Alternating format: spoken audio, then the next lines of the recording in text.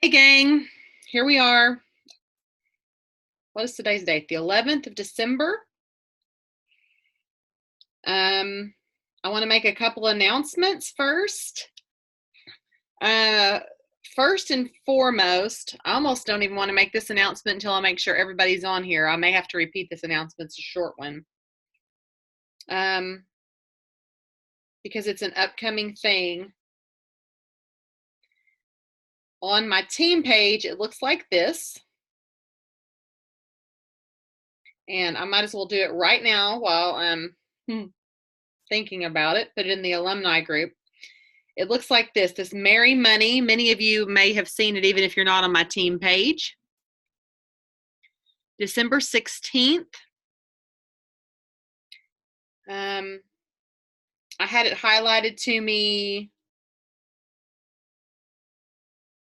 a couple weeks ago that the stuff that I touch on these calls, if I touch on it, it doesn't seem to have as much of a lasting effect as if I actually just like tell you what it is. It's an online event that you can invite people to. It says anyone who did the 3-day challenge, all of your friends who have joined you, single moms, struggling families, invite them all. You're invited to Merry Money. This event will be live streamed on YouTube Monday, December 16th. It's going to be 6 Pacific, 7 Mountain, 8 Central, and 9 Eastern.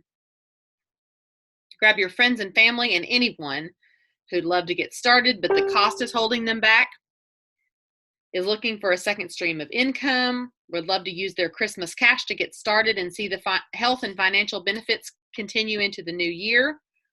Money can be taboo, unconventional, and uncomfortable to talk about, but it's a necessary part of life and we all need it. We are compelled to share this blessing with the world since so many people are laying awake at night stressed about finances. There is hope. You'll get to hear from 4 top earning 6-figure plus earning families about why they first gave this a try and how Merry Money has been the gift that keeps on giving in their own lives and the lives of others. Real stories from real people whose lives have been changed with this opportunity. This event will be streamed live on YouTube and hopefully live streamed on Brooke McElreath's. I'm not sure I say her last name right. I think it's McElreath's Facebook wall as well. And then the YouTube link is included. It's now on the alumni group. If you're excited about more Merry Money for you, that's what it's supposed to say, your team or your potentials, let's see your favorite GIF below. That's basically what it says. And then it shows who's going to be speaking. It looks like Jennifer Leith and Sonia Dudley. Who are those other two, Jetty? Oh, that's Rhonda Shaw. Can you see who that other one is? It's not a very good picture on my phone. It's washed out. Maybe I need to turn my light up. Anyway, it's going to be a good event. It's something that I've been excited about since the minute I saw it for 2 reasons. One is it's a one-night event. It's going to be short and live streamed. But the thing I have noticed is the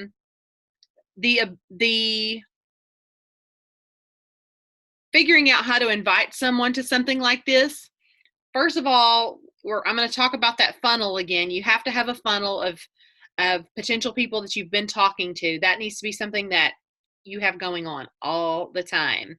Adding people to your funnel so that at any given time when an event like this pops up, you can say, hey, you need to listen to this, because here's the thing about the income potential with Plexus. I had a conversation with someone online today who asked me how I ever got over the stigma in the beginning of talking about something that was network marketing or sales or whatever. They asked me if I always wanted to be in sales. And the part of the conversation that I thought was worth sharing with you guys tonight is the fact that I told them that it was initially for me, it was hard to getting over myself. That's just personality wise. But what was pulling me was the products were getting results for people that I I couldn't explain and couldn't duplicate. And when I say couldn't duplicate, I'm saying we know specifically with our triplex combo that you have people who have exhausted every effort in Western medicine. They've gone to see, countless doctors and tried to get help, and they've ended up on something. Most of these people that I'm talking about specifically have ended up on something like a steroid, which if you're new to this, you may not realize that basically a steroid is called an immunosuppressant. So it turns the immune system off, which is not a good thing when you want to get well. It basically turns off the reaction, but the reaction, like if someone has a rash or something, the reaction is basically signaling that to your body there's something wrong with the immune system. So the reason I'm even talking about all of this is that helped me to get over myself, knowing that I wasn't certain in the beginning, but I was pretty sure you can do this with certainty. In the beginning for me, I had a hunch that I had looked into or stumbled into, or whatever you want to call it, something that I knew would help people who had exhausted anybody basically. But I know that there are so many people out there who have exhausted every possibility of ways to get well. So this is all going back into very product focused here. And I know that we're talking about an event that's coming up that's going to be very focused on the income. But the thing about the income aspect of what we do is I think people don't really understand it. Hearing people's story seems to be the most powerful way of relating, because of the fact that I would say, and correct me please if you think I'm wrong about this, I would say that 90 or more percent of the people in Plexus didn't get into it for the income potential and don't have a plethora of sales experience. They might have worked at a boutique or something, but I'm saying they don't have a degree in it. All these people, even like on the Jules page, when the question gets asked, how many people joined just to get the discount and then stumbled into the income potential? It's almost everybody, almost all the Jules in Plexus. Okay. You have a question, Becky, or something that you wanted to say? Oh, okay. So for me, I've always found it easier to lead with the products, but when you have people who are happy on the products and then you don't really know how to explain the business, there's power in understanding. This is the example that always comes into my heart and in my mind. I've had, I don't know how many people join my team, especially in the beginning, and say something like, oh, they basically come in with their boxing gloves on. They're like, yeah, I'm going to knock this one out of the park because I used to be in sales and I was at the top of this company, blah, blah. And those are generally the ones who go nowhere, because there is something about salesiness that doesn't seem to hold hands with Plexus. When you see the salesy, like, pitches on Facebook, people are turned off by it, I think. So listening to these people's stories on the 16th, trust me when I say I'm going to be on there listening, because it helps build belief, anybody who decides to listen, But hearing people's stories of saying, I was a teacher for, I don't know what these stories are going to be, but these are the kind of stories that I imagine. I was a teacher for 15 years, and in, 3 months' time, I basically replaced my income for teaching with my Plexus. And you go, what? I mean, people, the realization that we're not talking about, like, you might make $8.85 a month. Had a friend who used to be with a purse company. I'm just going to put it like that, a baggage storage container company. And prior, she'd been in all kinds, but her most recent one had been like bags. And she told me, she tried to get me involved in that. And I was like, not interested in sales of any kind. And she told me after she got involved with Plexus and was a senior gold, consistently making like 2,500, 3,000, sometimes as much as 3,500 or more a month. She told me that the most money she'd ever made with the bag company was $11.85, but she got a lot of free purses because they were paying in points, credits, something that was you could go toward their product. Also happens sometimes, and I'm not knocking any company, but it also happens that similar kind of mindset goes along with the oils companies lots of times. Well, I'm not really in it to make any money, but I do typically get enough credit that I don't have to pay as much for their oils. And these are legit products, like, whatever.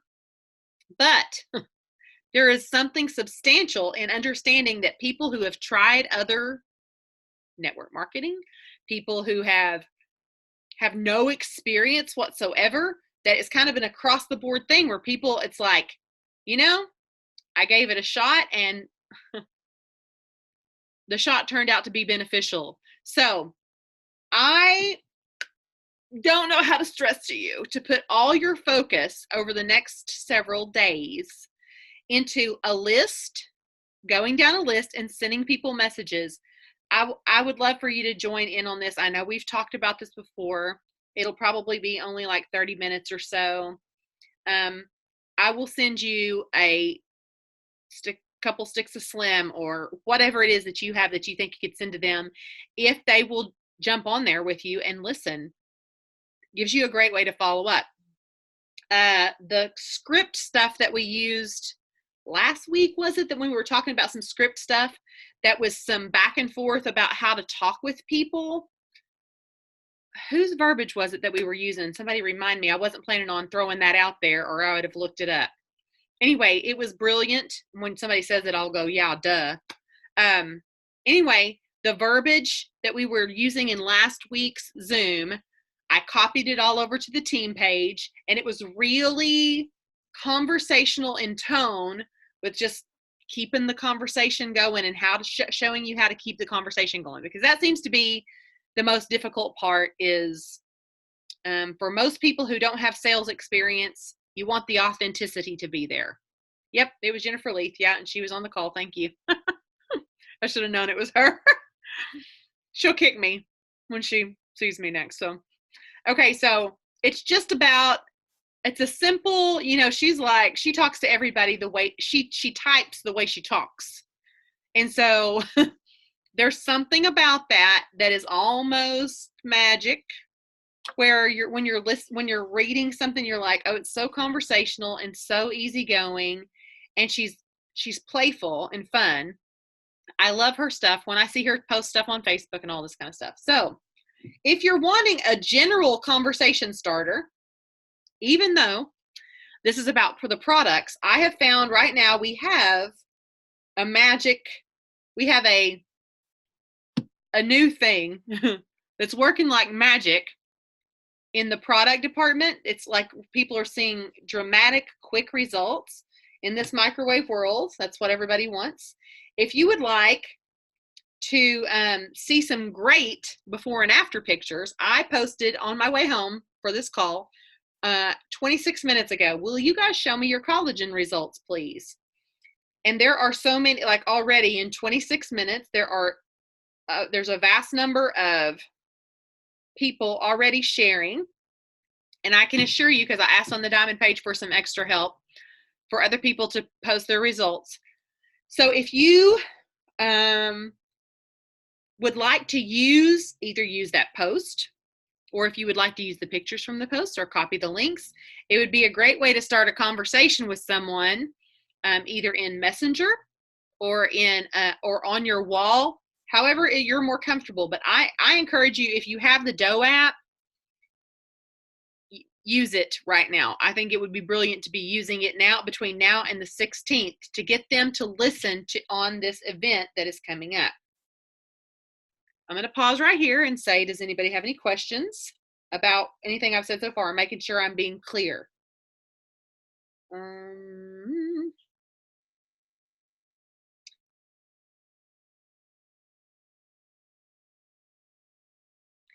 Okay.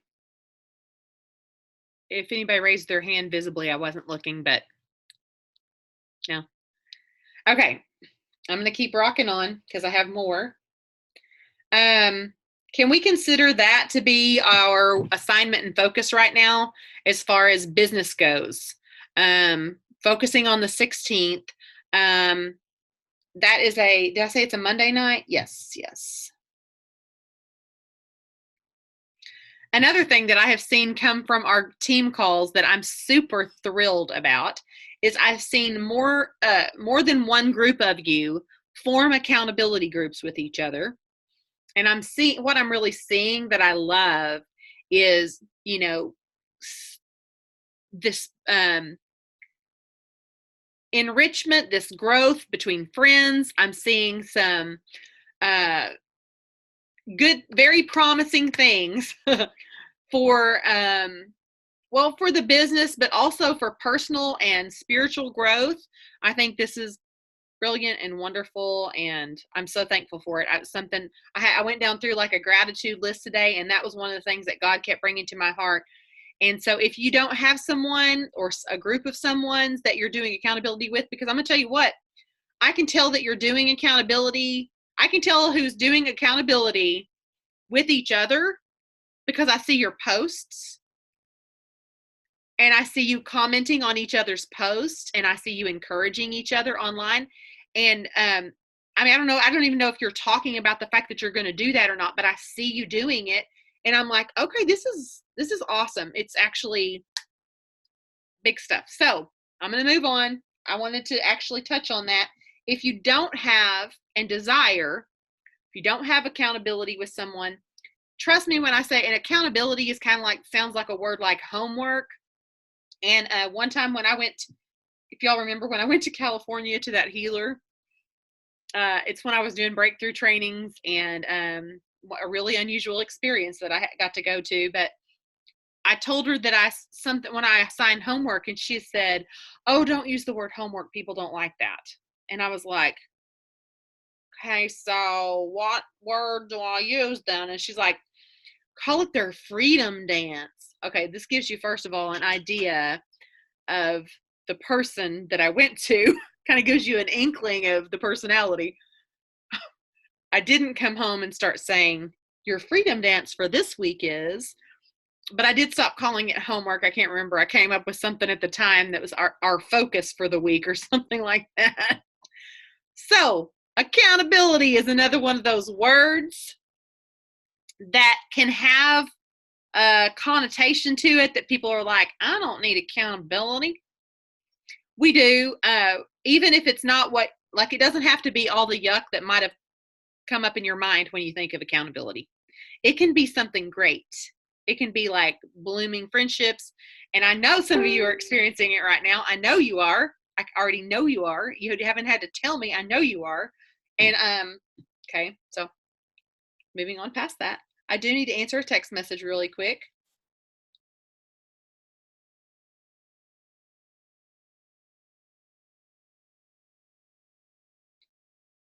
It's on the porch, girl. It's on the porch.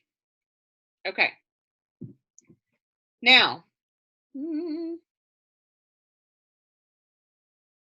mercy. Okay. Yeah, I like it. We don't hold each other accountable. We feel accountable to each other, Becky said. I like that. Yeah, and it has been, I can tell you guys are having a blast with it, and so good. Okay, now, back to my list. I'm staying focused tonight.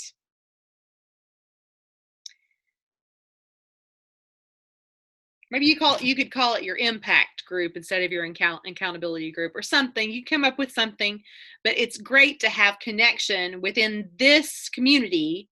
So, I mean, we all understand. I'm going to tell you right now, when I laid down my Facebook image, because I had an image with my photography business, it was something I kind of liked. I'm not going to lie.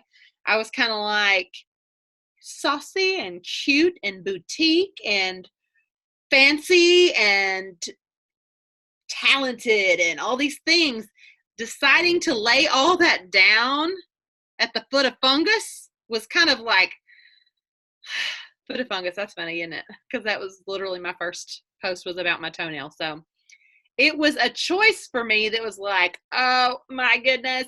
And if you'll remember with my story, I didn't even know I could make any money at this, but I really felt, if I don't do this, I'm a bad human being. That's just how I felt. If this stuff helps other people as much as it helped me, and I don't tell people about it, then I have something wrong with me. That's what I thought. Okay. And that's how I still feel when it comes to talking about this product set and talking about this business. Okay. Next. Core values. Those of you who have done, oh, look at you. That's from our breakthrough training, isn't it? No? Okay. Okay. Those of you who have taken my breakthrough training have, oh yeah, she's doing that right now too. Right. Okay. So those of you who have taken my breakthrough training have done core values, but it's not actually something that, I think it's something you need to revisit. I should say it like that. Because as you evolve and as you grow personally, even your values change, shift, whatever. So the reason, and this is something I felt like I was really supposed to highlight tonight. If you need a list of core values to look over, I can get one for you. I have one on my computer that I usually use. But to be honest, you can probably Google core values list. And I want to explain something, because almost anybody who does transformation type training uses core values, like Brene Brown. She's one of the first ones that I ever saw do. But I never quite understood the power behind it.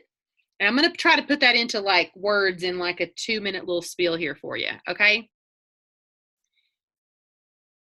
For most people, there is some sort of underlying, maybe emotion or wound or scar or something from when you were younger that can creep in and try to boss your future decisions around. For most of us, it looks like fear or maybe resentment, or, I mean, depends on where you fall in the line and your siblings. Like with, if you're the oldest or the middle or the youngest, you may feel a certain way and you developed a set of survival skills, like perhaps confrontational. Or I have a family member who, she's like, I have an idea. I'll attack you before you have a chance to attack me. And it's like, you're always on guard around her. Like, what? Put your weapon down, woman. Okay. That's a survival skill. Something happened. I don't know. She learned it when she was younger. And that survival skill set trumps what her true core values are when it comes to dealing with people, making decisions. And if we're being honest with ourselves, we don't want to be in that place. We don't want to be making decisions based on a childhood wound. So if you can establish what, I have people narrow it down to 2. People think that I'm crazy when I say narrow it down to 2, because you're like, how do I choose between love and family? And how do I choose between faith and whatever? Okay. Doesn't mean the others are not important to you, but if you can narrow it down to your top 2, you will always be in that position of where, when a decision comes along or even a situation comes along and you maybe feel backed into a corner, rather than putting your cat claws out and making the things worse, you can choose in those moments to operate from a set of core values. Like for me, I think I probably need to revisit this myself, because I think faith and courage are my top two. That's not to say that faith and courage are more important than my family or more important than love. It's not that.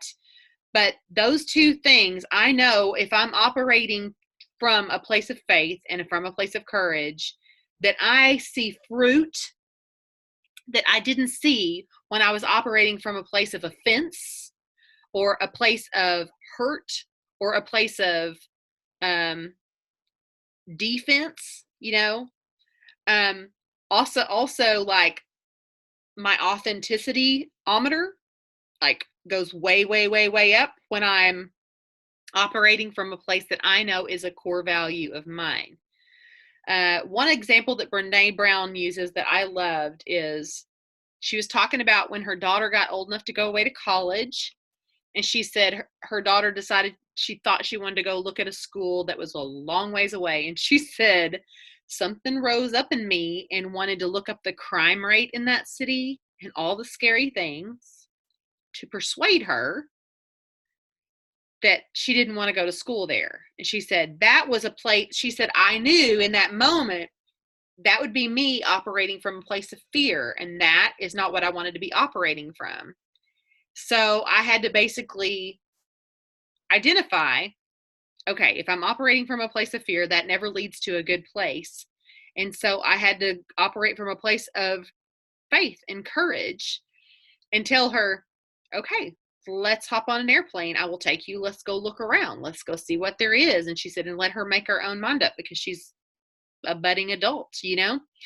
And I was like, when I was listening to that story, I was thinking, oh yeah, I can understand how you would feel like she'd be so far away. I wouldn't be able to get there if I blah, blah, blah. But all of those are leaning on an understanding of God that is not true, about God's provision, God's protection, all of these things. So tonight, so I have all these assignments that have to do with the business, but something I feel like it's weird is I think I knew Rachel Rogers was doing this right now, but so let's just, I mean, I wasn't thinking about that when I decided we wanted to do, that I wanted to talk about core values, or maybe I saw it and it triggered something in my head and maybe, oh yeah, okay. So I don't want it to be conflicting or whatever. In fact, let's just say, because I love Rachel, let's say that this would be a piece added to, in case there hasn't been much explanation. I don't know. I haven't seen a video about it or anything, but maybe you guys have. I'm in that group, but in case there needed to be additional information or maybe information in a different way. So I'm presenting it to you in this way so that you understand, first of all, the relevance, because the first time I was ever told to do core values, I didn't understand the relevance and therefore didn't do it. I thought that's not really worth my time right now, because whatever, I mean, why do I need to know what my core values are? But if you understand it, that it causes you and your interactions with people, and it completely changes your life.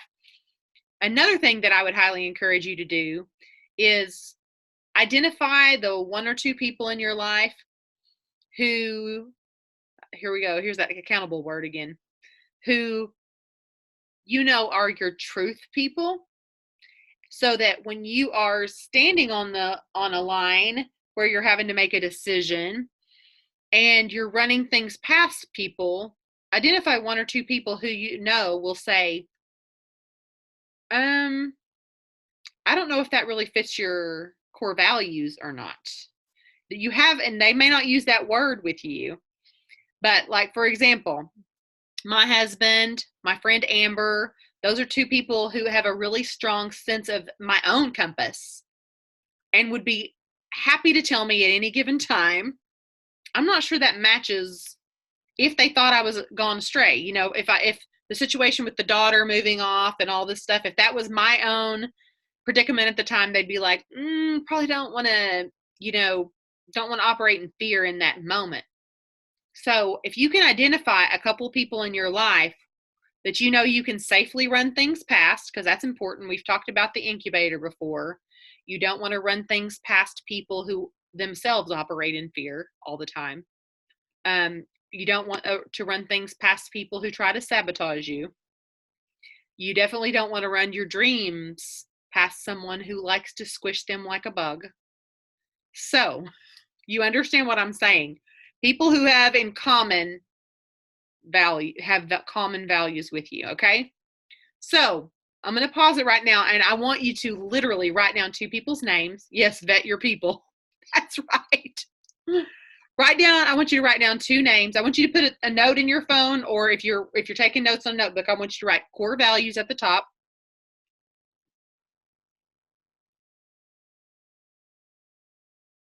And then I want you to write down 2 names.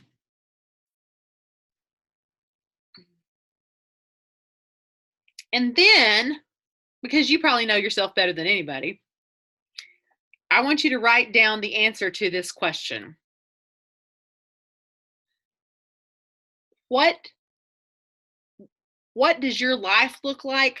How does your body feel? How does all these things, every aspect of your life, what does it look like when you're operating in survival skill mode? I'm looking for a red flag for you so that you go, oh, shoot. Like, I don't want to give you any answers. Let's see if you guys can come up with some ideas of what does it look like around you when you're operating in fear, or perhaps if you're operating in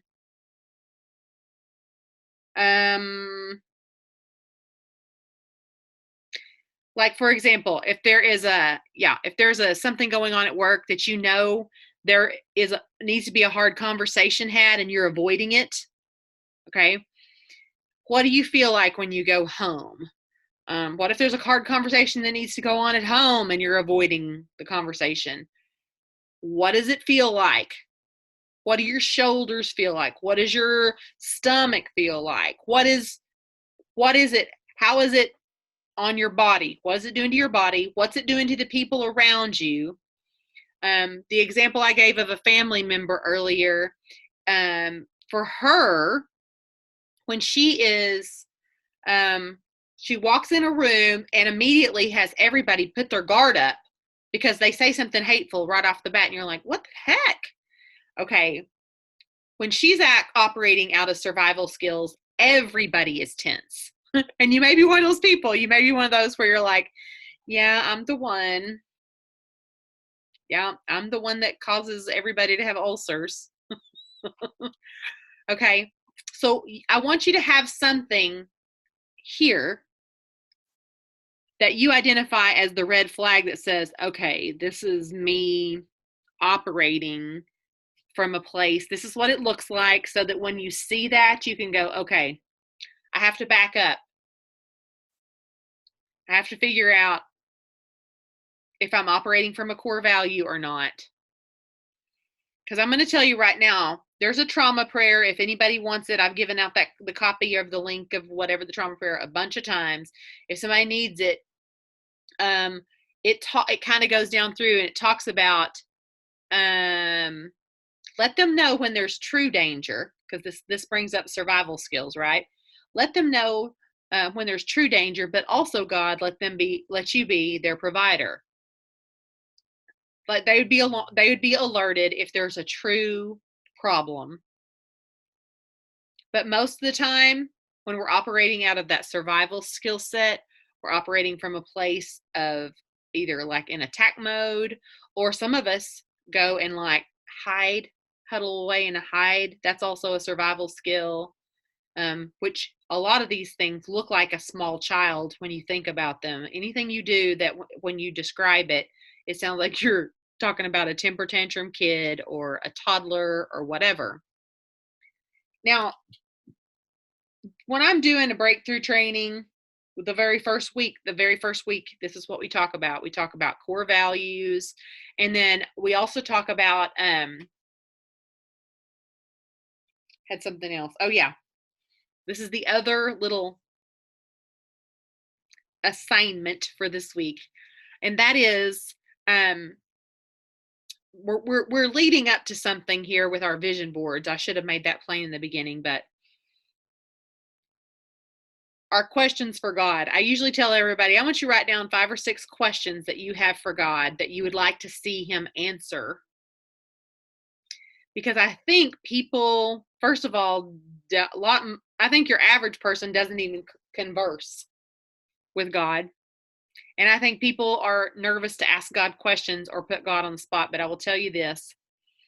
The coolest thing at the end of a breakthrough training is for people to come back and go, well, like everything I asked him, I got an answer to, or the majority of the things that I asked God. And I'm talking, I'm going to tell you, when the first time I ever did this exercise, it just came into my head. Just write all your questions down. I didn't even know why I was doing it at first. But as I did it, it's like I addressed the elephant in the room that was already there.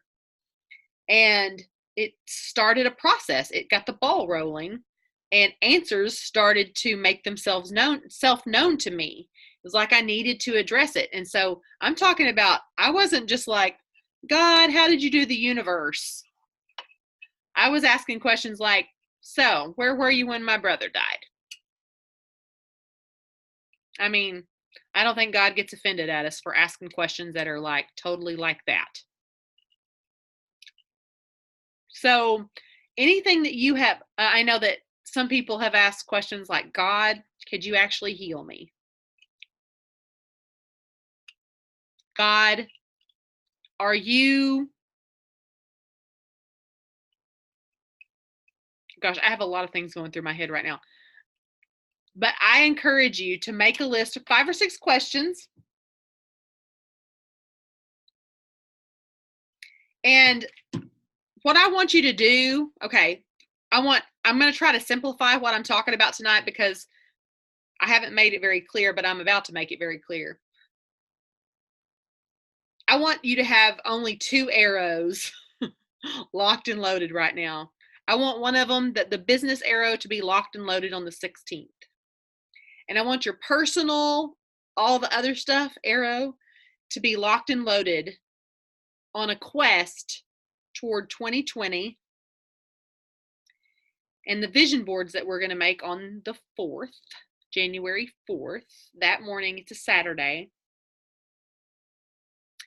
And this core value stuff and the questions for God are going to unlock some things for you. I declare and decree it. Are going to unlock some things for you in your heart that as you begin to acquire the magazines and start looking at pictures, for many of you, you may not even realize that even purchasing decisions that you have made have been tied up in old wounds and survival skills. Even like depression. And have you ever gone somewhere and just looked around and bought stuff while you were depressed and you thought it would make you feel better? And then you get home and you realized that stuff reminds me of being depressed. You see what I'm saying? Like, that's a survival skill set that you do rather than goldfish. That's awesome. Are you talking about actual goldfish or crackers? Actual goldfish. Okay. So that's awesome. So that's a skill set where you think that's going to make me feel some joy for a minute, right? Oh, and then they died. Oh gosh. Okay. So yeah, you see what I see what you're saying. You see what I'm saying. I believe that this will help clarify the process, the arrows that we have pointed right now. We have one arrow pointed at our vision boards, and we have the other arrow pointed at the 16th, the event. We're just simplifying here. The underlying for the vision boards, the prep stages are going to be in the cutting out of pictures, and you want things that truly speak to you. I can remember the first time I did a vision board, it was so materialistic. And then I saw great examples, I'll put it like this, of vision boards. And I was like, oh, mine doesn't have all the feels. And that's because I was trapped up here, like in this space of figuring out, I don't know what people want. Don't know what makes people happy, but that's what I want. I didn't know. I, first of all, was operating from a place that wasn't a core value. Yeah. Agreed. I used to shop at like Dollar Tree. I used to go there and spend like $40 and come home with absolute junk. And, I'm talking like a candle and a votive candle and its little thing. And, I'm buying things. I'm thinking, oh, yeah, I'll put that around the bathtub or whatever. I can't believe the silly stuff that I've bought over the years that now I've just had to throw away. And those were all purchases made, compulsive buying made out of a place I didn't want to be. So identifying those things, asking God questions. Oh, looky there. It's 9:11. So new phone. I'm figuring out how to screen capture. It's 9/11 on December 11th. So I think we're going to go ahead and pray. I think we're going to go ahead and release heaven. Every time I hear a siren or see a police car, I now, in my mind, that sets off a thing that's like, okay, yeah, God, we just release heaven's agenda. That's usually what I go to for 911. And tonight, I was about to head over to Amber's house, and it must be Shop with a Cop. Do y'all know what that is? Is that a everywhere thing? Okay.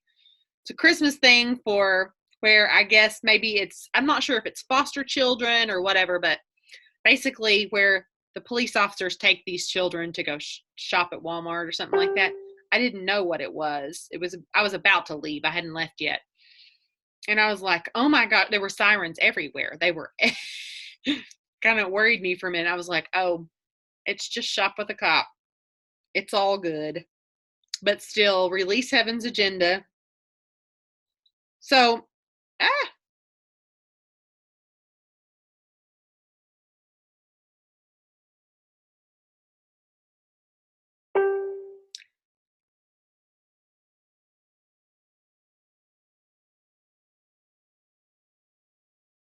okay. One more. I had to answer one more question. Okay. Y'all, I have to tell y'all something funny. My sister's 6-year-old, Jessie, my niece, she has a phone and she's learned how to text even though she can't read and write yet. I mean, she's learning how to read and write, but she has learned how to voice text and send emojis and send pictures of herself. It's completely changed my life. The fact that she can text now. It's all day long. She's texting me now. And if I don't answer her pretty quick, she'll start asking me, why are you not answering me, Aunt Sweetie? Oh my goodness. Okay.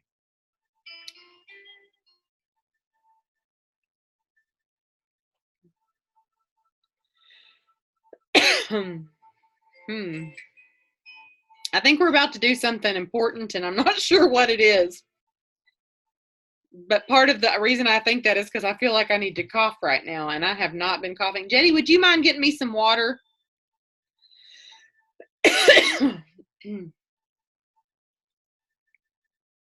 I just heard him cough too. That was probably sympathy.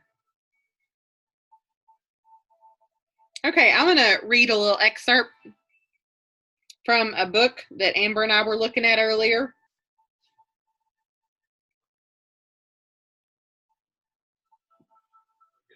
Thank you, babe.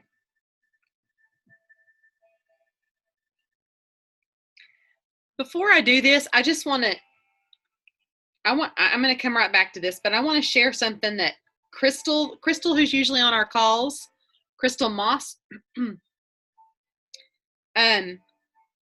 she's not on here tonight, but she sent me a message just a little bit ago. I haven't read it yet. I read the first little line of it that I could see. Ooh, she got a prophetic word for tonight. She said, I can't get on the call tonight, but the heavens are open and I see drip lines that are replacing old and bringing God's healing DNA. So I love that she saw this on a night where we're talking about survival skill sets. Thank you very much. Versus core values. And yeah, this is really going to lead beautifully. So I'm going to say that one more time. She sees drip lines replacing old and bringing God's healing DNA. So I just received that right now for all of us. And now I'm going to go over to what I was about to say. I felt like I was supposed to read whatever she had said first. So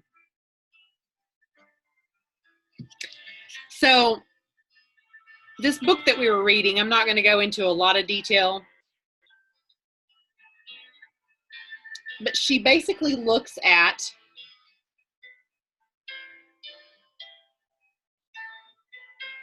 pain and struggle and something. If you're dealing with something in the moment, she looks at it like it's an assignment. And we only read like one portion of this book. We looked at it tonight. She brought it over to me. I cracked it open. It's like literally the part that I cracked it open to. I started reading. It was like she and I had worked on some things together today. And it says, let's recap the steps to healing your assignment. Okay, so she's talking about like if you have pain manifested in your body, that it can literally be and she's calling it an assignment. I think she even called it a gift because it's something showing itself to you so that you know what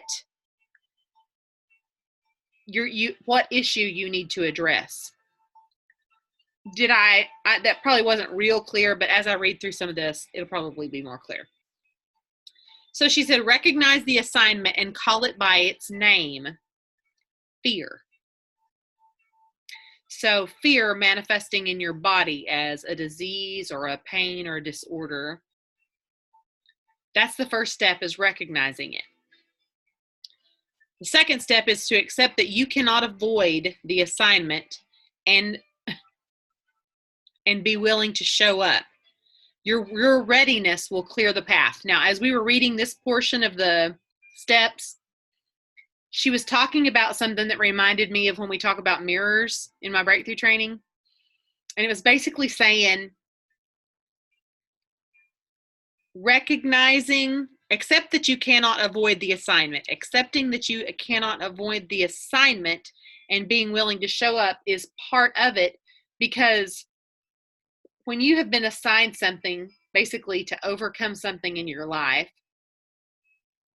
if you avoid it right now, it will show up in the next job, the next relationship, the next whatever.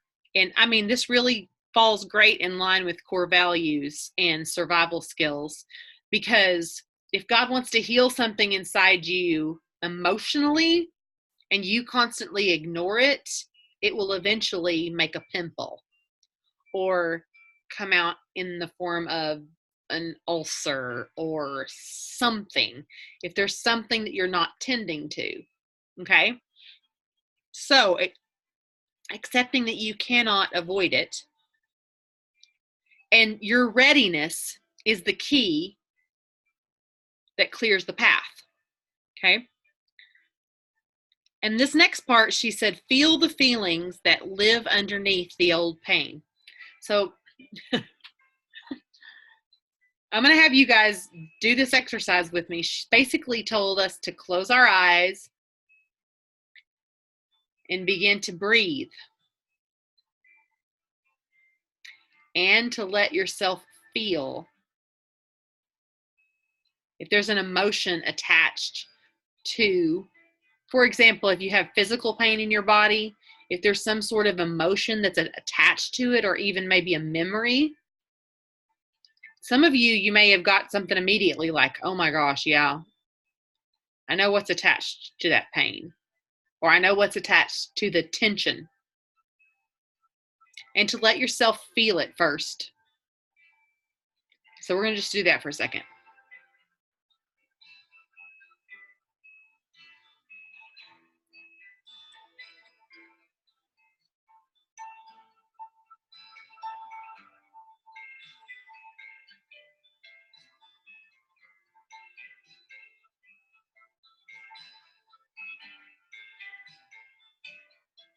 Okay, so in this part of the book, she was also talking about just breathing.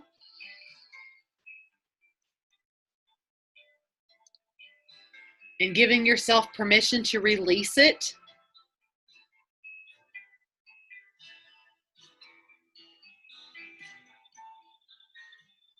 She even talked about having grace on yourself. For example, maybe some of you on here struggle with anger or rage, resentment, maybe judgment. Maybe you have a judgmental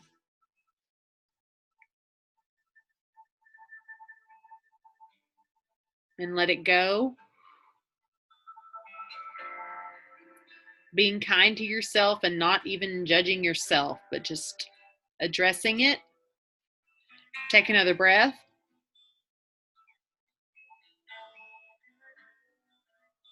Put your hand, if you have a place that has pain, put your hand on that place.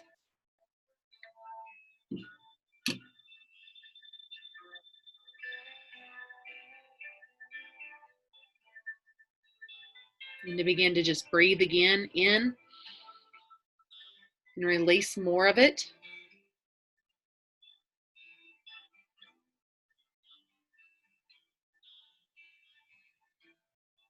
And now I want you to imagine a big, like, golden ball of light just pouring out.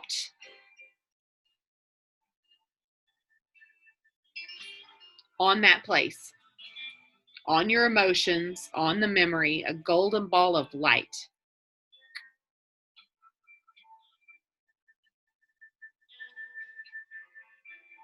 Breathe in.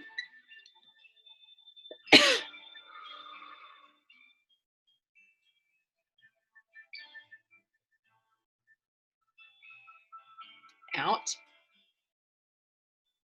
Give yourself permission to release it. Be kind to yourself.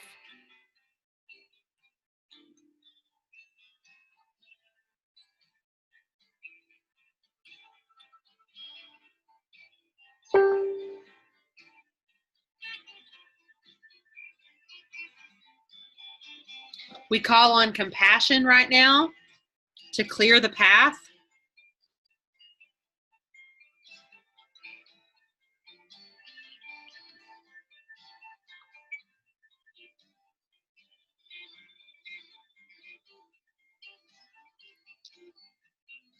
And we ask God for his help.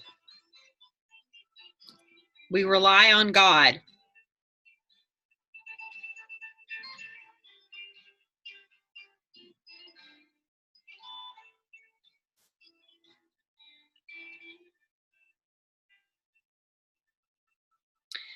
The next step says, for emotional healing, you take care of your side of the street and you own your part in the situation. And she told an example of a guy who was in a relationship, and he had basically, I literally parted this book right in the middle, so I don't know what the full story was of the guy, but she was saying he decided to be vulnerable and share his story and share even something that had triggered him to his girlfriend. And by doing so, invited in the healing process. Said he didn't even stay with this girl long term, and it wasn't about that. It was about his own emotional healing. And that was him owning his own side of the street. You know, whatever it is that caused him to be angry, whatever it was that caused him to have resentment or anger, or whatever it was that caused him to flip out. Okay? And the last step is to welcome the healing and begin to expect miracles. So we just welcome in, God, we welcome in your Holy Spirit presence. Lord, we welcome in angelic presence now. We welcome in Holy Spirit of fire to fall and burn up anything that's in us that is not part of the heavenly plan.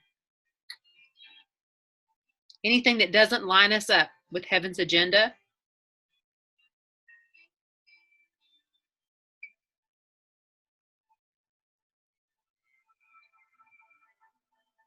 God, transform us. Is anybody feeling feeling any release of pain? I didn't even ask if anybody had any pain first, but this is something that's worth doing, whether there's physical pain or not, obviously. But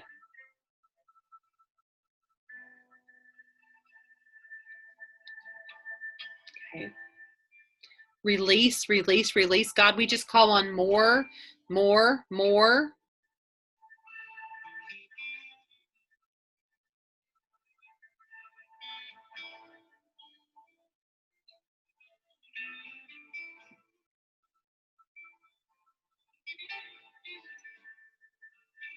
God, we partner with heaven.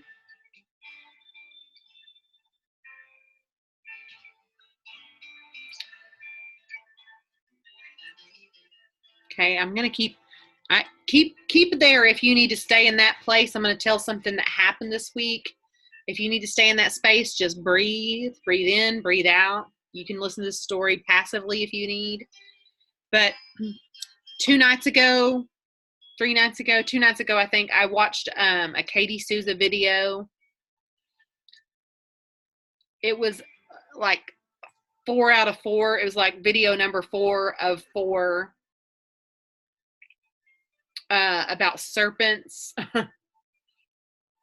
And it was about, it's just something you have to watch if you're interested. She was talking about a snake in your gift bag. She's talking about when, like, if you're operating in the supernatural and that there's some underlying thing basically that's not of God. And I was like, yeah, I don't want anything that's not of God. Like, get rid of it. And so she walked us through the prayer and like, she's like, burn it out, Lord. And I don't know. I'm telling you chronologically what happened. I don't know if that was responsible for what I'm about to tell you about or not, but chronologically that did happen 2 nights ago. Then last night, Amber and I were running around and we were in one store and we were checking out, and I was overcome with this heat out of nowhere. Like, we had been literally Christmas shopping, nothing particular specific going on. And like, it was overwhelming, this heat. And it was like in my hands got really hot.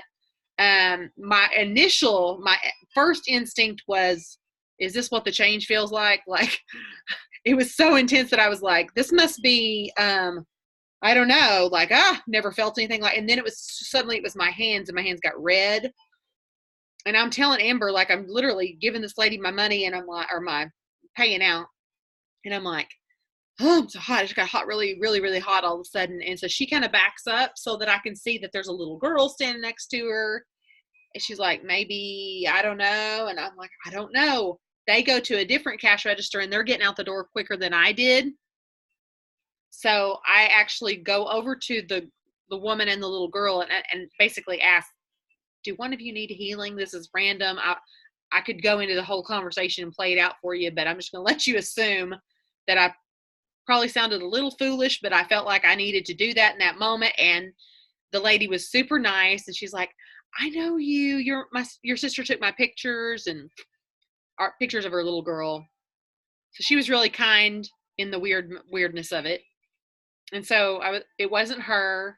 So I'm like, I don't know. Gosh, felt really good to walk outside. It was nice and cool outside. And I'm like, let's go next door really quick. I need to grab some gift bags. We go in, and there's someone in there who I had like we'd already been through the store. I keep feeling this heat. It's getting more intense. So I start looking around like, is there somebody in a wheelchair? What, somebody missing a limb? I'm thinking it's intense, right? And we come across somebody who who Amber and I had prayed for last week. And I happen to know that her child, she had said at the time, I really hope that you get a chance at some point to pray for my child. And they're in the store. And I'm like, there it is. And I walk up to her. We barely start the conversation. I literally just start putting my hands on his head. And as soon as I did, I started feeling heat leave me. Never had this exact thing happen. Not this intense for sure. And it felt, just being honest, it felt so good that the heat was leaving me that I was just like, he was swirling around and wiggling, and I was like, come back here, kid. And I told the mom, I was like, I had this intense heat, and explained to her. She's like, oh yeah, get back over here, kid. So she lets me, like finish up. And then I got so cold that I was like shivering. It was really weird. And it's happened that was last night. It's happened 2 more times since then. It happened last night after I got home. And I was like, Jetty, are you hurting somewhere? And I was like, his knee, his shoulder. And then it happened today with Amber. I put my hands like literally with her shoulder and stuff. So, if anybody's interested in that video, I will send it to you, the Katie Souza video. I'm not certain if that was the catalyst for it, but it's a good video regardless, whether if that's what triggered that or not. Almost like something breaking off of me that caused, I don't know. That's the only thing I could actually connect it to. So, I need to do a litmus test here. Does anybody have anything going on that they want to talk about? I know Linda has something that she's wanting to talk about, possibly, unless it's already resolved. But if she's wanting to talk about that, I can pause the recording, because I know you had said something about that. I can pause the recording if you'd prefer. Okay. So let me do that. I wish I had recorded that, but sorry. No, it's okay. I know you didn't know. I didn't know you didn't know. So, okay. I've turned the recording back on. We just now, we went for the recording's purposes. Basically Linda was telling us about some dreams. One question I had was when you had the sparks shooting out of your feet and then you shot up, and that the people, did that feel like it? I don't think that it felt like this, but I want to clarify it. Did it feel like they were chasing you or following you? Following me. Okay, that's good. I thought that's what, and it was like the bad was coming towards me, but then when I shot up, those that were being held down were following me. They were coming. Yes. Okay. So the way I see that dream is like, an example. You were getting away from it. You were getting out of the clutches of something. You were, and people were seeing an example, like a role model thing. And the fact that you were talking about, because I remember one time, I don't remember what I said, but I remember a conversation with you that I said something that I couldn't believe that I said. And I don't remember how I worded it, but I was like, everything's going to be fine. That's the choice you need to make. And it had to do with your son. Yeah, it was all for the better good. That the choice I was making was for the better good. The greater good. There you go. The greater good. Yeah. Okay. Because I remember thinking, oh my, like, I can't believe you're saying this. Like, I knew that was from God, because there's no way I would have just come out and said something so bold about somebody's life. But first of all, listening to you tell that, the whole thing is a huge relief, considering what I told you in that regard. Right. Something I wrote down is, I love the fact that this happened specifically following you asking God some questions. What are my gifts? Like, you started having dreams based on, and really I'm highlighting that for other people's benefit, not just yours, like, because that's something I've told you guys I think you need to do tonight, because I promise you, based on not my own personal experience, but a collective human experience that I've had in my breakthrough trainings, that when I tell people that they should do that, God always starts answering for people. And you never know. You cannot limit the places, that the mouths that it might come out of. You can't limit that. I only want an answer from you if you write it in the sand, because it's almost likely not going to happen that way, but it's not more than likely not going to happen the way you expect. But I love the fact that your dreams, and you're talking about these two were back to back, right? No, this one was, the first one was like about a month ago maybe, and I was actually gonna tell Crystal Moss, because I was messaging her, and I meant to tell her, because I said I'm gonna have to message you. I don't know what to think of this, because that first one, I was like, what the heck was that? Like, that doesn't make any sense to me. But that night before, I started thinking about it, I was like, wait, I did ask God to show me my spiritual gifts. So yeah, and then that happened, and I told my husband, I don't know if I'm ready for this. I don't know if I can handle it. And I started doubting how strong I was. Yeah. So something else I wrote down is, I believe you said in the second dream, I think you said were there presents under a tree? Presents? There were just gifts like unwrapped toys everywhere. It looked like a Toys for Tot drives, but there was all these gifts in there, like just presents for kids. Some were wrapped, some were unwrapped. Like the fancy box with the big red bow, or they were just all over the place. When you both of your dreams, one metaphorically and one not metaphorically, I think, one specifically was like you had asked about gifts, and the first one was like showing you doing something. By the way, I have dreams like that all the time, where I'm doing something that's completely supernatural, and Amber always laughs because we send each other our dreams in the mornings, and she's like, well, you were flying again, or you were dancing again. I was doing something magic, like pirouetting and doing stuff.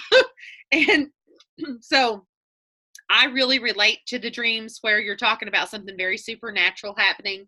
But the underlying theme in even the second one was there were gifts everywhere.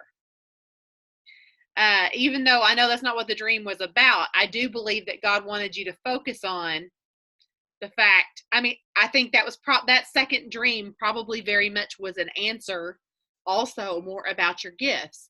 And if a dream is confusing, and I am by no stretch of the imagination a dream interpreter, so I'm just giving you my layman's opinion here, but if a dream comes to you and it's confusing, I go right back in with more questions. I can promise you that you're not going to drive God any nuttier, any of you, than I do.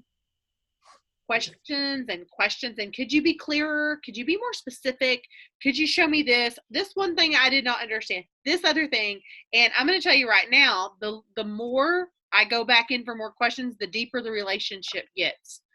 The more that I believe, this is just, can you imagine, like, if you had an intern, okay, this just came to me. If you had an intern who was trying to learn your business, and the more that they come back to you to get clarification, they want to make sure they've got it right. That's more than likely the person that you can send out on a solo mission one of these days. That's the one that you can send off into TJ Maxx to lay hands on somebody, and they're going to do it, and they're going to do it the way you've taught, because they asked all these questions and they want to make certain that they're getting it right? And so I believe, as God begins to clarify for many of you about your gifts. Oop, hang on, I've got an echo. If you need to talk again, Linda, I may have I don't know who all I muted. I mean, I don't know if I just muted you or if somebody else's, but if you need to talk again, you'll have to unmute, just letting you know. Anyway, there was more from the second dream that popped in my head, and I can't remember. It may come to me the more we talk, but anyway, when you said presents, or however you said it again, I was like, oh, that's gifts again. So I wrote it down. But I believe with all my heart, and loved hearing you talk about what has transpired in the last 4, 5, 6 months. That is a story of, to me, you probably went from this is probably actually the perfect story to share tonight, because of the fact that you went from a place of literally hanging on by a thread on your day on a daily basis. And I'm taking huge leaps here in telling your story, which is not my story to tell, but I think I would be hanging on by a thread all the time if I was under that kind of intense, like, pressure, tension around the house all the time. And then you basically said, God, I trust you with him. Do what you have planned for him. And then you began your own personal journey, rather than you trying to be the answer for all his problems. Does that make sense to you? I mean, yeah, you trying to solve. It sure does. I mean, because it's so funny. Yeah. Because I've actually had people, I actually talked to some friends last week. It was the day of your Zoom call. I hadn't talked to them in a while. One was worried about one thing or the other. And just listening to him, and I was like, you're just full of anxiety. And this is what I'm going to tell you, is like, you're just going to have to let go and let God. You have to, like, we hear it all the time, but I'm telling you that that was the hardest thing for me to do, was to literally let my son go and trust God to know that even when he's 9 hours away, that he's going to be okay. Yeah. And that is hard. I can't just go and get in the car and go see my son and visit him 2-3 times a week. This is like every few months. And that's hard because that's my baby, but all of this has brought me to where I'm like, God, in every day, like, even when I start to worry about the little, oh my gosh, I don't worry about money like I used to, because I'm like, somehow a little bit shows up, or there's an increase, or I get extra money in child support, whatever it is. And I'm like, thank you, God for letting me have that, or letting us have that, for providing for my family. Yeah. And again, with the whole power of the tongue thing, even, I mean, like, every day that even Josh, I'm hungry. No, you're not. What did you say? What are you supposed to say? He goes, it sounds weird me saying it. I don't care. You need to say it's time for fuel, or, or I need to refuel my tank. But don't say I'm hungry. Do you want to live a life being hungry? No. Okay, then don't do that. And I have so much conviction in that now, because, the same thing, well, we never have money and all that other stuff. I'm like, no, I don't believe God wants us to be without money. And I don't believe that, I don't want that in my life. We shouldn't wish that upon ourselves. And I even had this conversation with my dad 2 days ago on the phone, and I blew him away. He moved to Lampasas. I haven't seen him since August. He's retired. He moved on with my stepmom. And it's hard because I miss him. We used to get together all the time and talk. And we talked on the phone. And just that hour talking to him, he says, I blew him away, he said. He goes, you are so different. I wish I could hug you through this phone.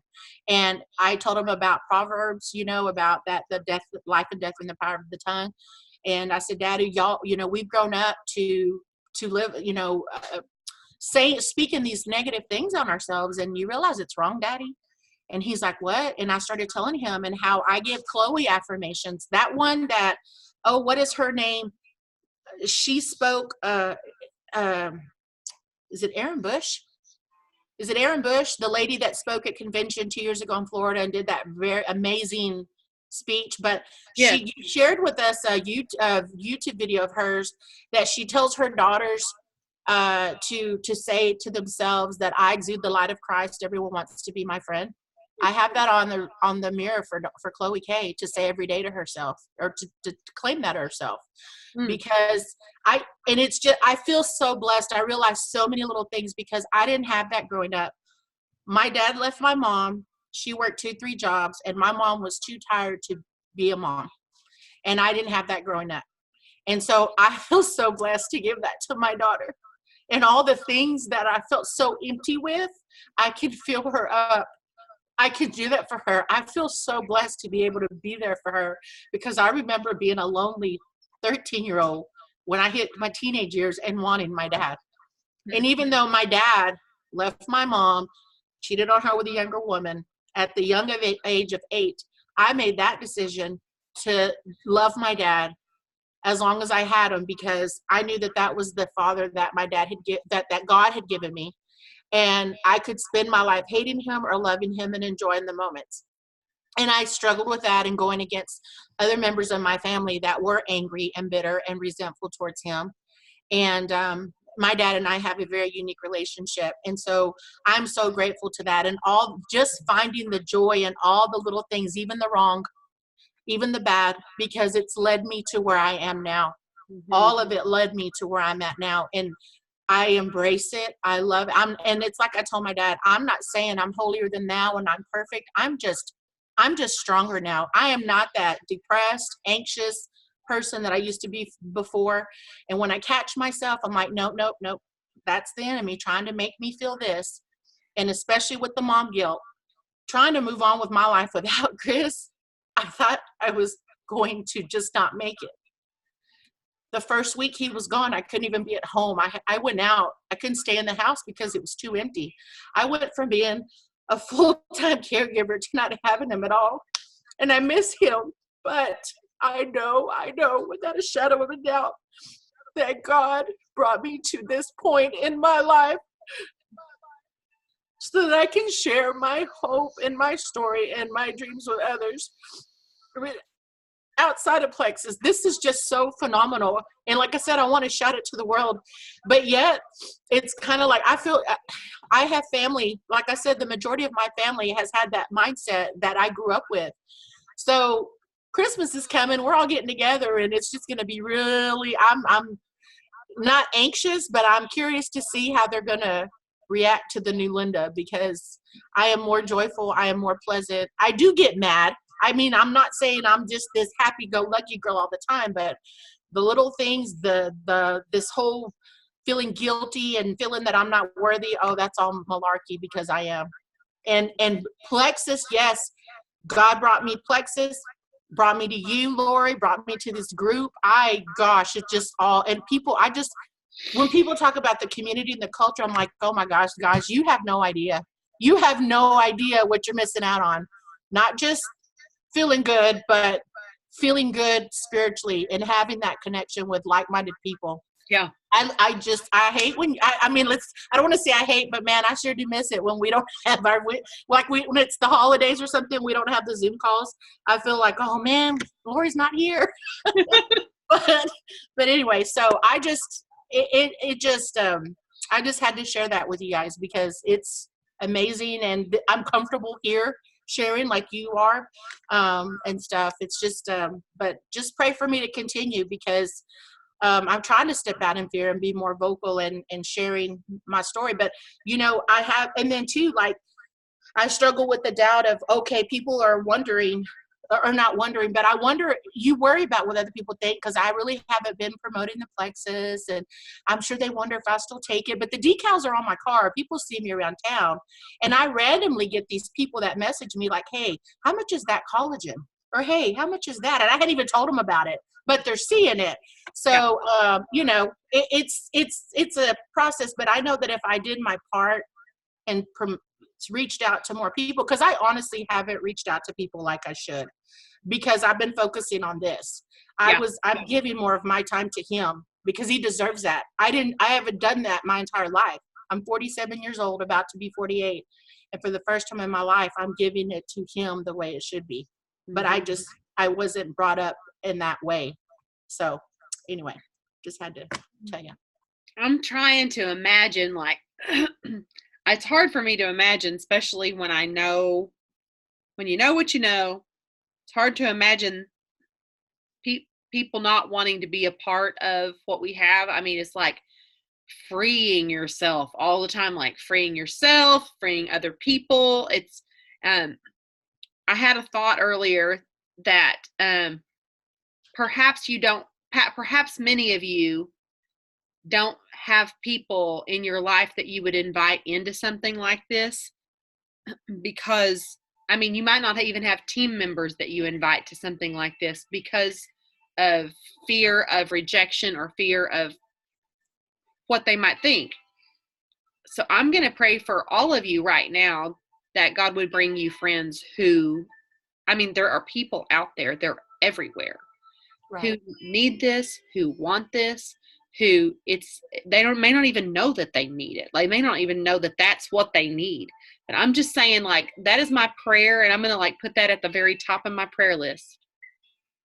That those of you who desire to have your own team that would fit this culture, because I understand, like, when we get on here and there's 16 of us, sometimes we get on here and there's 75 of us, and sometimes we get on here and there's 16 of us.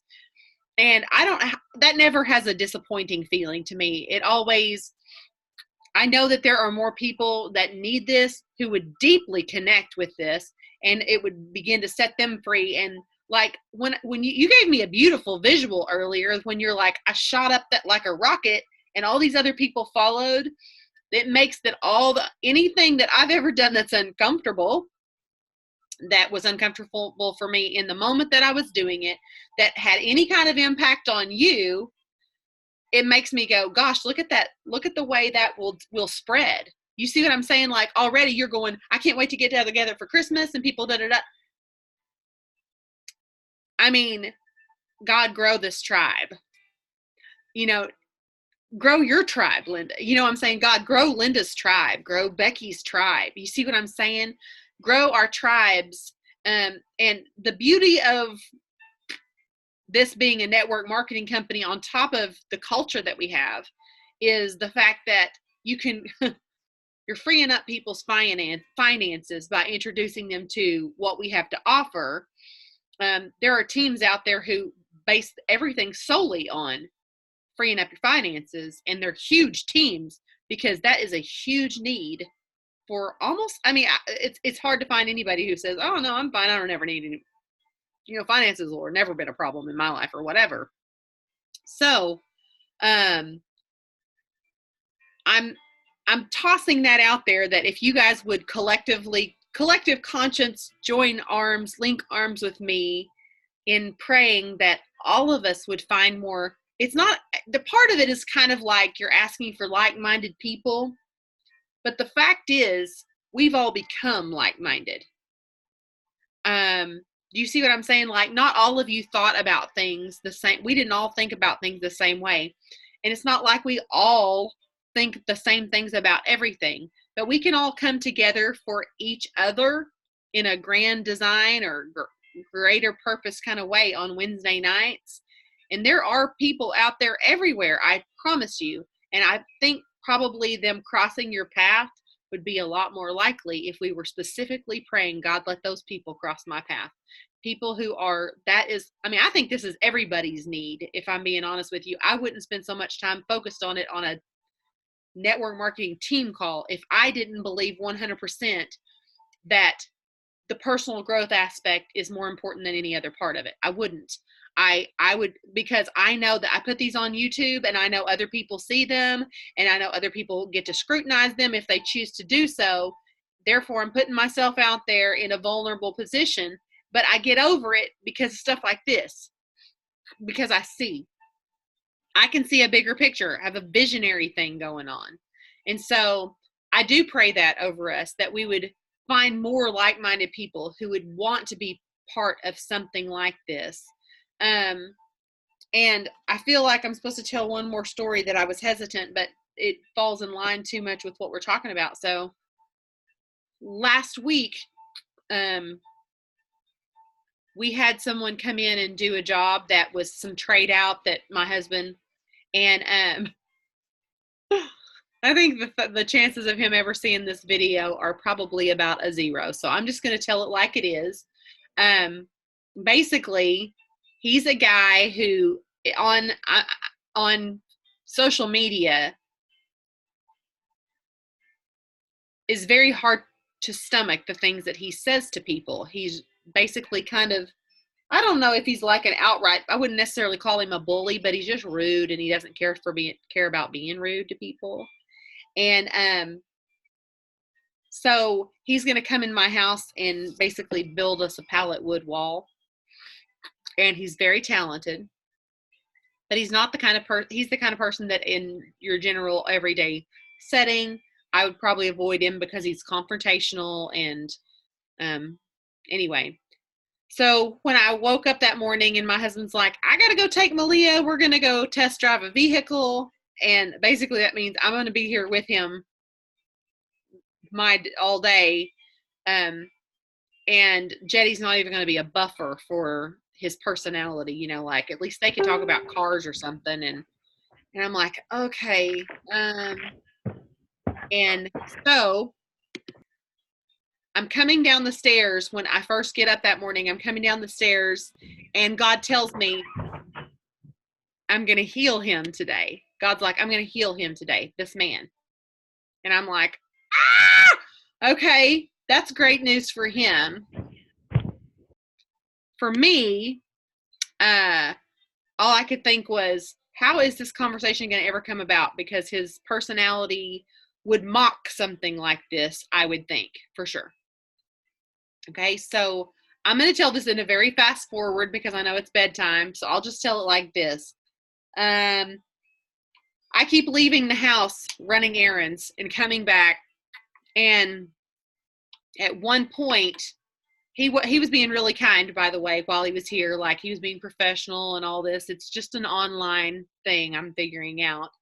But also very intimidating online. So at one point, he's standing there talking to me, and he's doing like this. He's manual labor kind of guy, you know.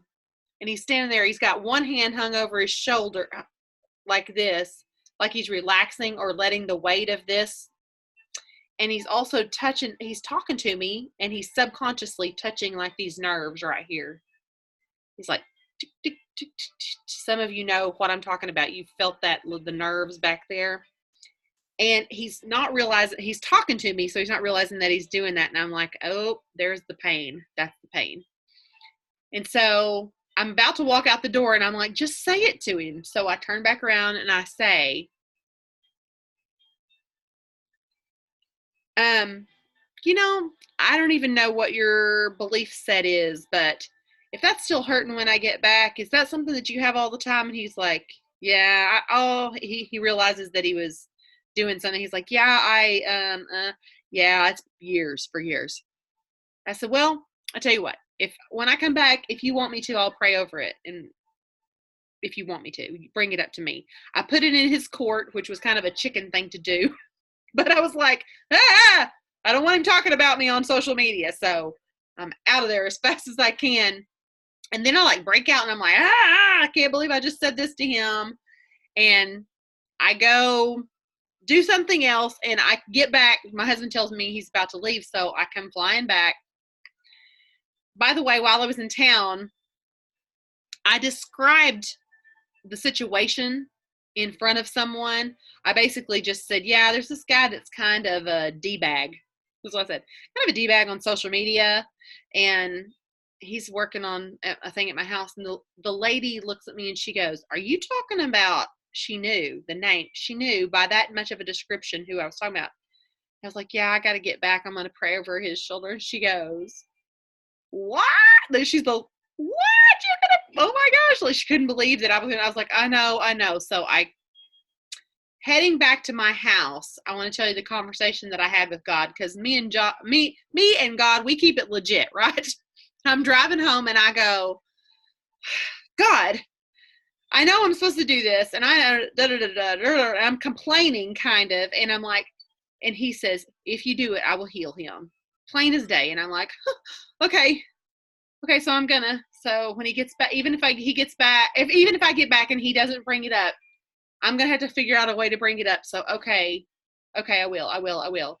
And then I'm like, he is so rude. I start telling God how rude he is.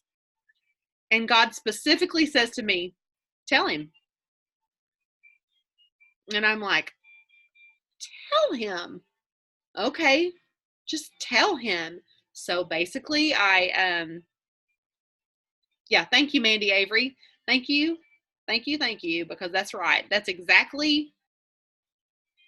So I get back to the house, and he's already packed up. His trailer didn't have lights, and he needed to get back. He lives in another town. He needed to get back where he was from, and he was chasing daylight. So I walk up, and he knows I've hurried back. So he goes, I go, you about to leave? And he does like this. He puts his arms out to me. And I'm like, okay, so like he's ready. I mean, he'll let me do that. And I said, okay. And I start doing all the things, and I never look at his face. I start like doing the prophetic acts. I'm running my hands down his arm and flicking and stomping and flicking and stomping and telling infirmity it has to go. I'm doing all the prophetic acts. And I asked him his pain level. And then we basically gauged the pain level again. And he's like, I had done it on one side. And he literally puts the other hand over to me like, do this one. And I'm like, okay, oh gosh. So I'm doing it and I, get it. Like, and he's like, he even said, I think I'm going to cry. And I was like, well, I said, I'm just going to tell you, God told me if I did this, he was going to heal you. And he's just like, and I'm like, yeah. And then I told him, I said, because, and still again, I'm not looking at his face. I said, because, the thing is, you have this kind of personality. It's like really intense and stuff. And I'm still doing and you're not a person I would normally like spend time with. And I said, I just got to be honest with you. I had to die to myself. I said, I literally had to say, God, pour your perfect love out on me to cast out any fear, because the thought that you might get on social media and make fun of me after I tried to help you was almost like paralyzing. And I'm still just doing it. I'm just pulling stuff off of him and stomping it and pulling stuff off of him and stomp it. And I said, it was almost paralyzing to think, because you're mean. And you can imagine, like, he's healed, his pain is gone, and he's looking at me, listening to me say this about him.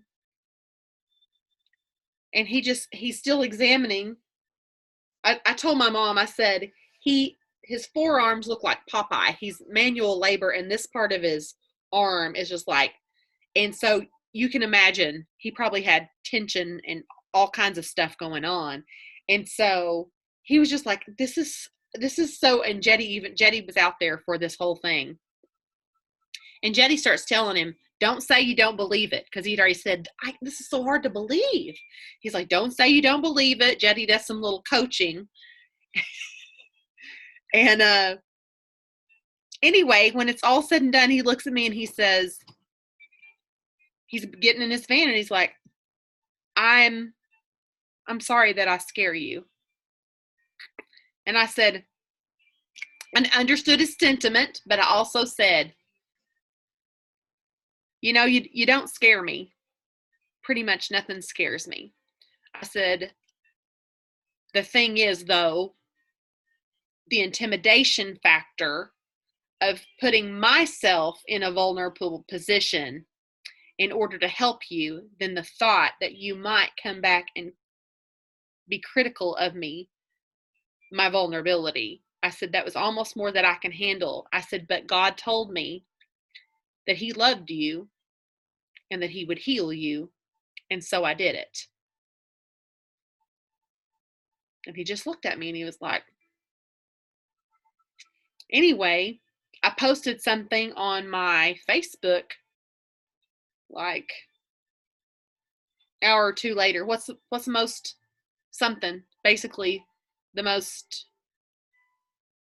interesting thing you've ever learned from me, or something like that. And I'm not going to tell you what he answered, because then that would tell you who it was and all that. But he responded to it positively on social media about it being something that was unexpected. I'll just put it like that. Something unexpected. And I was just like, what? So interesting. Now, people in this town or around here, because he grew up around here, who know him, that learn this story, are going to be blown away by his story when he tells it. When and if, who knows? I mean, I don't have any control over whether he tells it or not. People I have told it to are like, what? Like, can't even believe. I mean, and I don't mind them asking him, because every word of it is exactly how it happened. But I don't even know why I decided to tell that tonight, but I felt like I was supposed to tell it. I basically, it was a huge dying to myself moment to be willing to, but like, I will say it like this. I have learned obedience is for sure the route. Like denying or not doing what God is asking me to do is way more, whatever I said earlier in that graphic that where I was reading going down through the steps, where it's like a lesson that's going to perpetuate until you do it. That was one of those moments and I knew it. And I decided to go with core values, not survival skills. Does that make sense to you guys? Like I decided, okay, well, if faith and courage are, hey girl, knock, knock. Faith and courage want to know if you'll come out and play. Okay, well, yeah, I guess I will.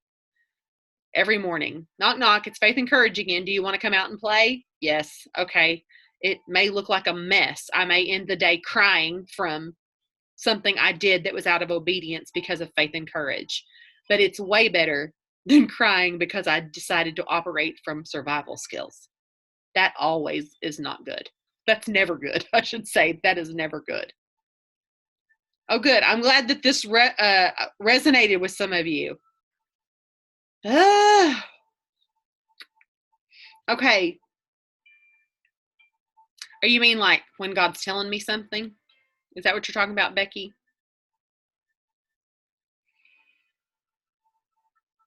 On this one, I knew. I just don't know when it's like, I don't want it to be Becky. I want it, and so it's like a struggle, is this God telling me or is this just me? That's what I'm talking about. Yeah. This one for me, I was certain wasn't me. And the reason I was certain it wasn't me is because everything in me wanted to kick and scream about it. Like, no, no. But it does resonate with me, you asking that, because it's not always 100% clear to me. I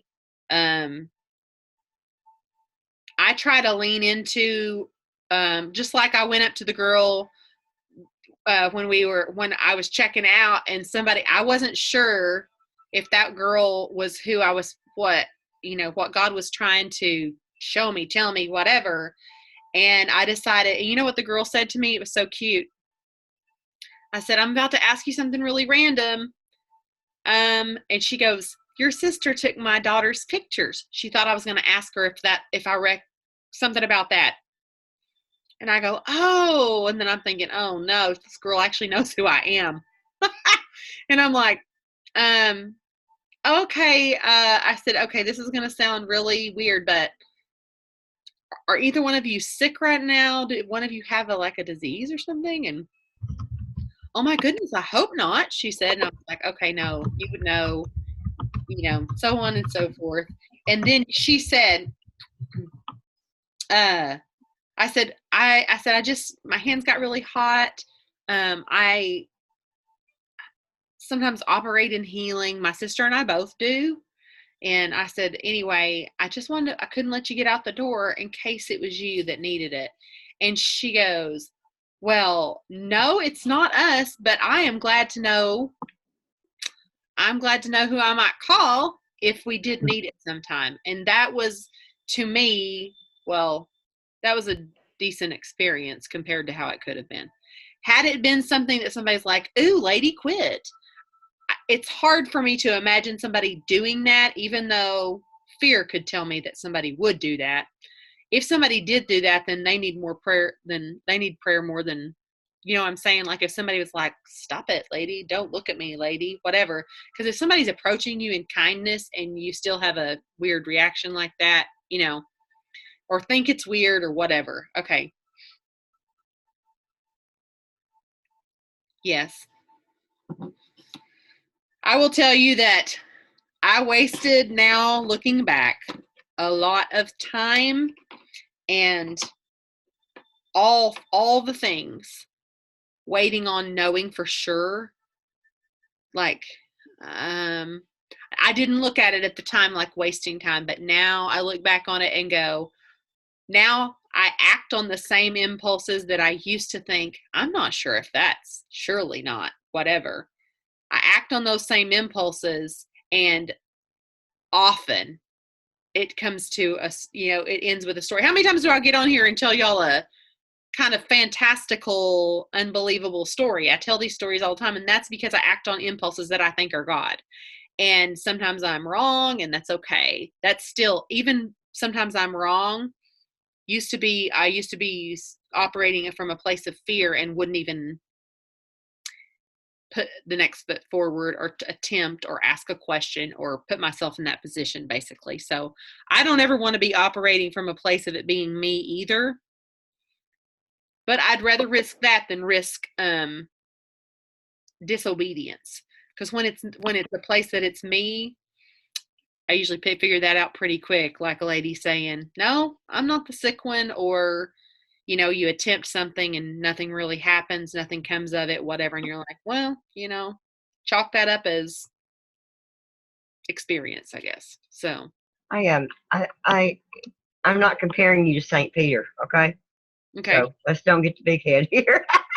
But what I'm saying is, that was a joke. Okay. But when you were first telling the story, and you said your friend stepped back and you saw the little girl and you went over to him, and I thought, oh my God, that reminds me so much of Peter and John walking into the temple, and Peter was just bold, and he looks at the lame man and says, look on us, and that whole thing. And I thought, man, Lori has got some boldness. I mean, some boldness. And you're exactly right. My deal is coming from fear, because being afraid of, and what everything you just got done saying tells me that it's like the enemy stopping me from being able to do what I need to do, because I'm afraid it's not God. Yeah. To me, I look at, especially healing, it's easy for me now because I've got it kind of sorted out in my brain. It may just be for me the way it needs to be sorted out for me. So I'm not telling anybody the way to look at it, but anybody who goes to a doctor to put a toxic chemical in their body, to me, to attempt laying hands on them and see if we can get a supernatural result is definitely not a step in the wrong direction. Even if in that moment, I mean, when God told me to lay hands on the sick is in the Bible. So I don't look at that like that it has to be in every single moment that I'm exactly right on track. And the only reason I'm telling you this with such certainty right now is because everything you've described, I have been through and can go through at any given moment, tomorrow or the next day or whatever, because I'm not that certain of myself. I mean, I'm not like always going, oh yeah, well then this, and then, oh yeah, and then that. I was certain when I came down the stairs and God was like, I'm going to heal that man today, that I was like, first of all, I didn't know he's sick. So yeah, that wasn't me. Secondly, him. And I'm gonna tell you right now, I have a love in my heart for mankind as a whole, that I would literally wouldn't hesitate at all to lay hands on my very worst enemy. The only hesitation there was the blip, blip, blip, blip, scrutiny of mocking, and the it wasn't about, well, I don't like him, so I don't want him to be healed. That was not a factor at all. Like, that to me is the opposite. Like, if someone has been rude to me and that God wants to heal them and use me in that way, I would be like, yeah, absolutely. It was the, oh my God, the potential of, oh my gosh, making me feel foolish. And I knew that was fear. So I was like, okay, that's definitely not a core value. Definitely the opposite of the core value. So Okay, I did not mean to make this call so long, but I'll blame it on Linda. Although, Linda, your part was the very best part of the call. I'm just joking. Totally just joking. Okay, so I appreciate you guys. I did want to see.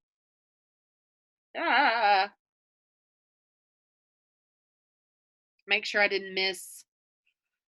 I know sometimes I miss comments, and that's never my intention. Let's see.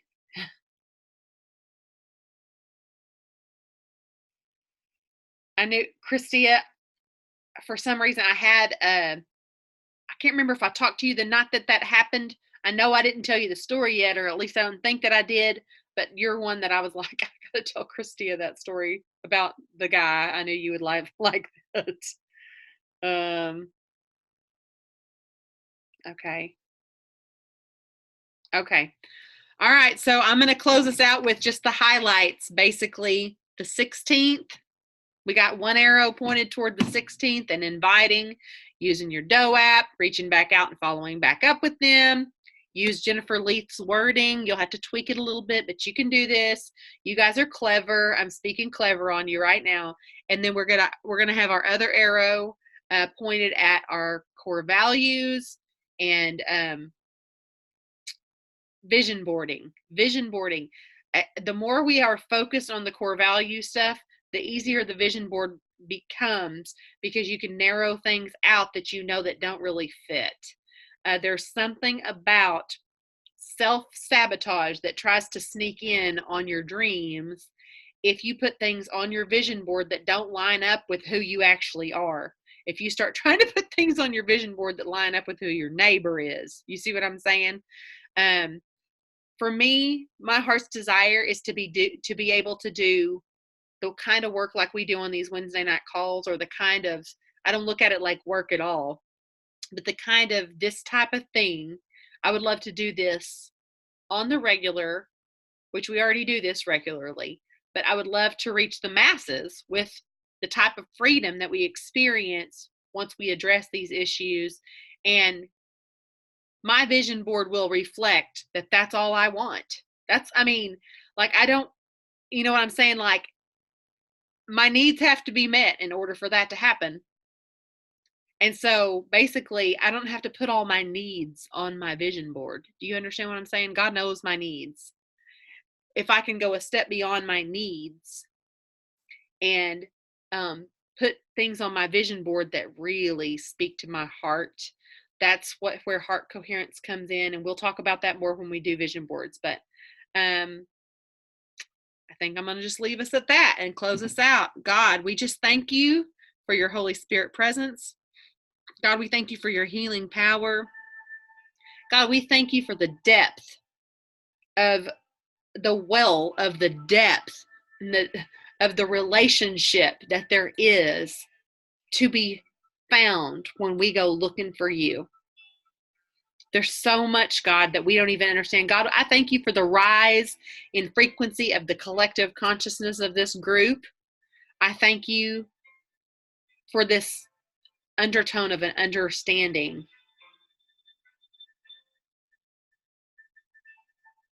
The hearts that join in on these calls, God, it's just eye-opening. It's something that's very dear to my heart, and I just lift up so much gratitude tonight for that. God, we just lift up Christia for what she has going on tomorrow. I call divine alignment and crystal clear focus on her right now, in Jesus' name. Thank you guys for jumping on here tonight. Be blessed. I will get this video loaded tonight, so for anybody who wants to be able to see it. Good night, everybody.